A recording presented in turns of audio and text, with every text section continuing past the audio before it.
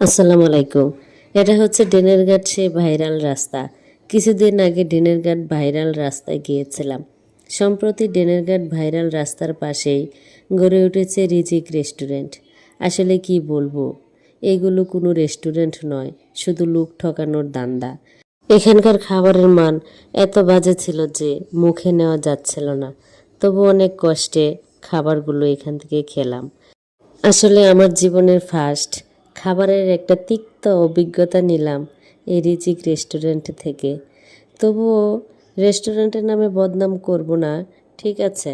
সবাই এখানে ঘুরতে আসে, রেস্টুরেন্টে খাওয়া দাওয়া করবে।